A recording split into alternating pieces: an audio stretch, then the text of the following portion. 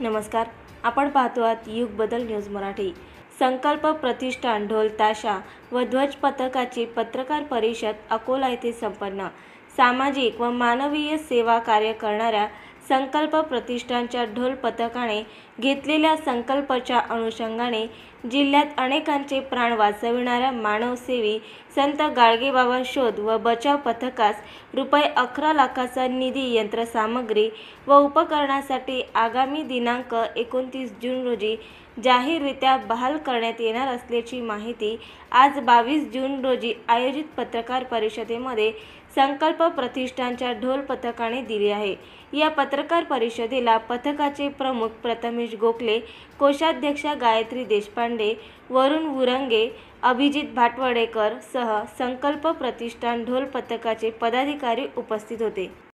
2 वर्ष झाले संकल्प ढोल ताशा पथक अकोला यांच्या वतीने आम्हाला जे 11 लाखाचं साहित्य दिलेलं आहे, अतिशय उपयुक्त आपत्ती व्यवस्थापनात आम्हाला इमारतीची कामी पडत आहे।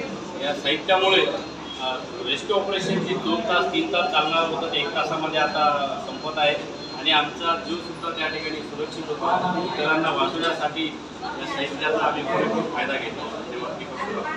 2 वर्षाआधी आपण संकल्प घेतला होता। पिंजर येथील श्री संत गाडगेबाबा शोध व बचाव पथक यांना आपल्या लाख रुपयाचे साहित्य आपण घेऊन द्यायचा संकल्प केला होता। आज हे सांगताना खूप आनंद होतो आहे की हा संकल्प आपण पूर्ण केलेला आहे। म्हणजे आपल्या लाख रुपयाचं साहित्य आहे ते आपण येत्या 29 जून 2024 शनिवारी माहेश्वरी भवन न्यू राधाकिशन प्लॉट येथे हा संकल्प पूर्तीचा सोहळा जो आहे हा संपन्न होणार आहे।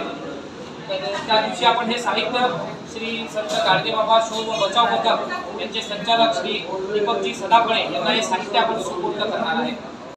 नवीन अपडेट मिळविण्यासाठी चॅनलला लाईक आणि सबस्क्राईब नक्कीच करा।